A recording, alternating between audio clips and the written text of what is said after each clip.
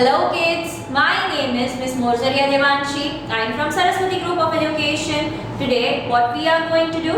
We are going to understand the objective paper, right? આપણે લોકો objective paper style જે છે એ already કરી લીધી છે and in which we have seen all the things. Now what we are going to do? We are going to understand the paper in thorough manner. આપણે લોકો thoroughly જે છે એ આખું પેપર જે છે એ રિવાઇઝ કરશું. રાઈટ, જેનાથી શું થશે તમને લોકોને આઈડિયા આવે કે તમે લોકો એક્ઝામ માટે કેવી રીતે પ્રિપેર કરો અને શું વસ્તુ તમારે લોકોએ ધ્યાન રાખવાની છે અને કઈ વસ્તુ નહીં. ઓકે, કયા ક્વેશ્ચનમાં કઈ રીતે પ્રિપેરેશન કરવાનું છે એનોય તમને લોકોને આઈડિયા આવે. Right, so the first question is choose the correct option. Which is the question number 1? The question number 1 is choose the correct option. Okay, so it is going to be of 10 marks. કેટલા marks નું થવાનું છે? એ 10 marks નું થવાનું છે. Now choose the correct options જે છે એ તમને લોકોને કેના બેઝ ઉપર હશે? It will be based on two things, that is chapter and poem. chapter ની સ્ટોરી પર ડિપેન્ડન્ટ હશે અને poem ના કોન્સેપ્ટ પર જ ડિપેન્ડન્ટ હશે. એમાં દીદીએ ગ્રામર ઇન્ક્લુડ કર્યું નથી. સો તમને લોકોને પ્રેક્ટિસ કરવી હોય તો ટેક્સ્ટ બુકમાં એન્ડમાં તમને લોકોને જ્યારે ચેપ્ટર ખતમ થાય છે, પોમ ખતમ થાય છે, ત્યારે તમને લોકોને ચૂઝ ધ કરેક્ટ ઓપ્શન આપ્યા જ છે. એ તમે પ્રેક્ટિસ કરી શકો છો. એવા જ એ ટાઈપના જ ક્વેશ્ચન હશે. ચૂઝ ધ કરેક્ટ ઓપ્શનમાં કઈ રીતનો ક્વેશ્ચન હોય? જેમ કે ક્વેશ્ચન હોય in which grade do you study in? Standard 1, Standard 2, Standard 3. So which is the correct option? Correct option is second one. તો ઈ તમારે લોકોએ શું કરવાનું રહેશે? ચૂઝ કરવાનો રહેશે. નાઉ આ ક્વેશ્ચનમાં તમારે લોકોએ શું ધ્યાન રાખવાનું છે? that you are supposed to be reading the question. તમારે ક્વેશ્ચન આખો thoroughly રીડ કરવાનો છે અને તમારે then આન્સર ચૂઝ કરવાનો છે. રાઈટ, તમે કેરફુલ રહેજો કે તમે જે ઓપ્શન ચૂઝ કરો એ બરાબર છે કે નહીં. After you are done with question તમારી આખો ક્રોસ ચેક કરી લેવાનો છે ક્વેશ્ચન રીડ કરીને કે તમે બરાબર ઓપ્શન ચૂઝ કર્યો કે નહીં, તમે બરાબર ક્વેશ્ચનનો આન્સર દીધો કે નહીં. Right, so this is the first one. Now let us see the second question. Second question માં શું છે? So first question જે છે એ તમારે ચેપ્ટર અને પોમ ના બેઝ પર જ હશે અને એમાં તમારે બહુ ધ્યાનથી ઓપ્શન ચૂઝ કરવાનો છે કે ભૂલથી એ બીજો ઓપ્શન ચૂઝ થઈ જાય નહીં. Right, it is of 10 marks. કેટલા માર્ક્સ નું છે? 10 માર્ક્સ નું છે. Now question number 2. Question number 2 is true or false. question 2 શું છે? true or false. એ કેટલા માર્ક્સ નું છે? 8 માર્ક્સ નું છે. રાઈટ, true or false માં શું હોય? if I am giving a statement that you are in first grade, તો એ સાચું છે કે ખોટું? શું થશે? true or false? What is it? સાચું છે ખોટું? It is false. જે સ્ટેટમેન્ટ જે આપ્યો છે ક્વેશ્ચનમાં એ ખોટો છે. તો ખોટી વાત હોય તો ફોલ્સ પર ચૂઝ કરવાનું, સાચી વાત હોય તો ટ્રુ પર ચૂઝ કરવાનું રહેશે. રાઈટ, તમારે લોકો એનું ધ્યાન રાખવાનું છે. Question 1 is choose the correct option and there is of 10 marks. question 2 is true or false. તો તમારે પહેલા ધ્યાનથી ક્વેશ્ચન જે છે, સ્ટેટમેન્ટ જે છે એને રીડ કરવાનો છે, પછી એમાં ટ્રુ જે છે એને ચૂઝ કરવાનું છે, ફોલ્સ જે છે એને ચૂઝ કરવાનું છે. સાચું હોય તો ટ્રુ ચૂઝ કરવાનું, ખોટું હોય તો ફોલ્સ ચૂઝ કરવાનું રહેશે. Right, it is of 8 mark. That is the total of 18. તમારું 18 માર્ક્સ નું પેપર આમાં હશે. Now true or false is also from chapter and poem. chapter અને poem ના બેઝ પર જ હશે. રાઈટ, સો તમને લોકોને આમાં દીદીએ ગ્રામર પૂછેલું નથી, ગ્રામર આમાં ઇન્ક્લુડ કરેલું નથી. Okay, so now let us see the question number 3. Question number 3 માં શું છે આપણે લોકો એકવાર જોઈ લઈએ, એકવાર ફરીથી રિવાઇઝ કરી લઈએ. Right, question number 3A. Right, એમાં શું છે? prepositions છે. prepositions નું દીદીએ તમને લોકોને કોન્સેપ્ટ જે છે એ ઓલરેડી ક્લિયર કરાવી દીધો છે કે prepositions માં તમને લોકોને શું કહે છે કે નાઉન ક્યાં છે એની લોકેશન જે છે એ બતાવે છે. વેર ઇઝ ધ નાઉન, એની લોકેશન બતાવતો ક્વેશ્ચન હોય એ વર્ડ હોય એને આપણે લોકો પ્રિપોઝિશન કહીએ છીએ. ઇન એટલે અંદર, અંડર એટલે નીચે, અબવ એટલે ઉપર, ઓન એટલે એની ઉપર જ એક્ઝેક્ટલી. સો એવા બધા ડિફરન્ટ વર્ડ્સ જે છે એ તમને લોકોને દીદીએ કરાવ્યા છે પ્રિપોઝિશનમાં. એનું જ તમને દીદી ક્વેશ્ચન્સ જે છે એ પૂછશે. તો પ્રિપોઝિશન્સ છે ધેટ ઇઝ ઓફ 4 માર્ક્સ. 4 માર્ક્સની બ્લેન્ક છે એમાં. દેન બી માં જે છે it is of use of a and n. now a ક્યારે આપણે યુઝ કરીએ છીએ અને n ક્યારે યુઝ કરીએ છીએ? જ્યારે કોન્સોનન્ટ થી વર્ડ સ્ટાર્ટ થતો હોય ત્યારે આપણે a યુઝ કરીએ છીએ. વોવેલ થી વર્ડ સ્ટાર્ટ થતો હોય ત્યારે આપણે n યુઝ કરીએ છીએ. હવે વોવેલ્સ કયા છે? a, e, i, o, u. જ્યારે કોન્સોનન્ટ શું છે? b, c, d, e આવશે ના. f, g, h, i નહીં આવે. j, k, l, m, n, o નહીં આવે. p, q, r, s, t, u નહીં આવે. v, w, x, y and z. Okay, so આવા બધા લેટર્સ થી સ્ટાર્ટ થતું હોય જેમ કે એપલ તો એન એપલ. અહીંયા ઝેબ્રા તો અ આવશે. તો કોન્સોનન્ટ ફર્સ્ટ લેટર છે એટલે આપણે અ લગાવીએ છીએ. અહીંયા વોવેલ જે છે ઈ ફર્સ્ટ લેટર છે એટલે આપણે લોકો n લગાવીએ છીએ. તો a અને n નો કોન્સેપ્ટ જે છે એ તમારે આવી રીતે પ્રેક્ટિસ કરવાનો છે. It is also of 4 marks. Right, now let us see the question number 4. Question number 4 સમજશું. Okay, so now we are going to see question number 4. Right, question number 4 is match A with B. Okay, so in that there are two questions. First one is compound words. Now, compound words are the words જે બે words ભેગા થાય અને નવો word બનાવે. જેમ કે water plus melon. water melon. Right, એમાં હવે m કેપિટલ આવશે નહીં કેમ કે એક જ વર્ડ બની ગયો છે. then if tube plus light હોય તો tube light. then if ear plus ring હોય તો earring. આ રીતે તમારે લોકોએ શું કરવાના છે? કમ્પાઉન્ડ વર્ડ્સ જે છે એ મેચ કરવાના છે. You are having such question in textbook જેમાંથી તમે લોકો પ્રિપેરેશન્સ કરી શકો છો. Okay, so question number next is question number 4b. Right, in that what we are going to do? It is also match the following. Right, એમાં આપણે લોકો હોમોફોન્સ જે છે એ કરવાના છે.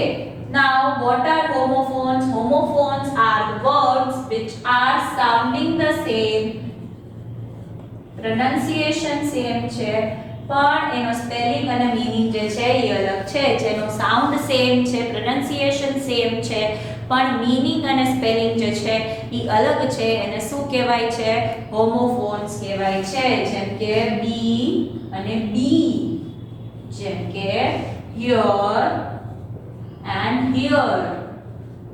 રાઈટ. સો આ રીતના બેનો સાઉન્ડ સેમ છે, સ્પેલિંગ ડિફરન્ટ છે અને મીનિંગ એ અલગ અલગ છે. રાઈટ. સો બી એટલે બો અને બી એટલે મધમાખી, હવે બી કહીએ ને આપણે ઈ.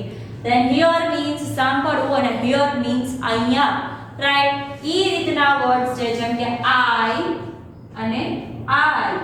સો બેના સ્પેલિંગ અલગ છે પણ પ્રોનન્સિએશન સેમ છે. સો જ્યારે બી કોઈ બી વર્ડ્સ ના સ્પેલિંગ અલગ છે પણ પ્રોનન્સિએશન સેમ છે એને આપણે લોકો હોમોફોન્સ કહીએ છીએ.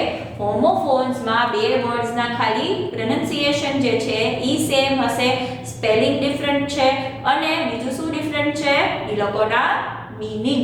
Okay, so this one will be the one I તમને લોકોને ટેક્સ્ટ બુક માં આપ્યું છે જેનાથી તમને લોકોને વધારે ક્લેરિટી આવશે.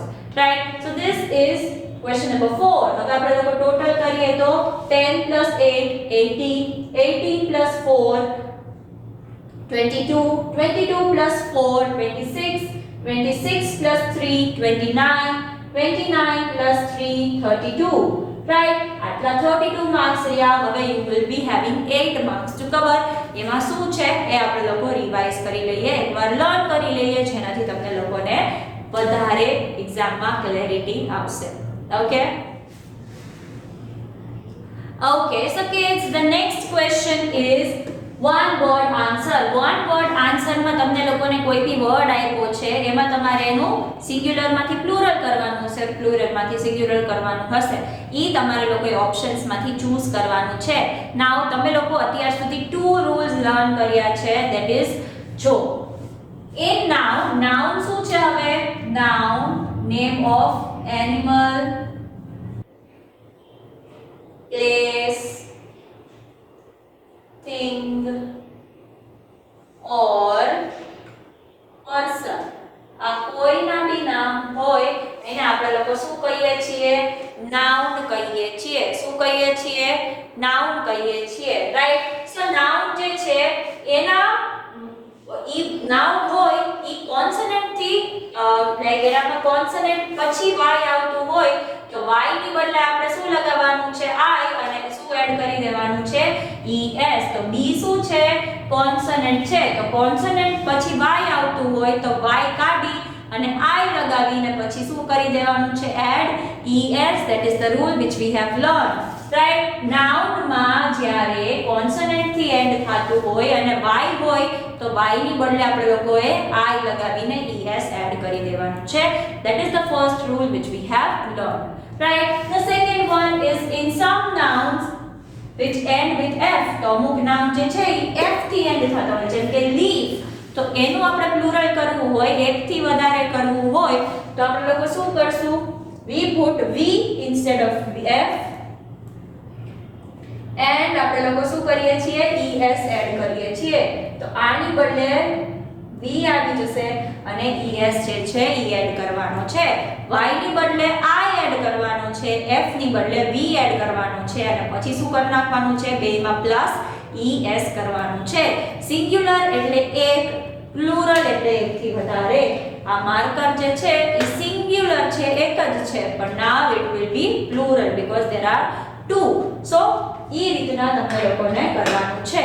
okay, so these are the things which you need to take care of. These are the 2 rules જેના બેઝ પર તમારો લોકોનો question number 5 છે ઈ હશે. so you need to practice singular and plural. singular and plural ની તમારે લોકોએ practice કરવાની છે.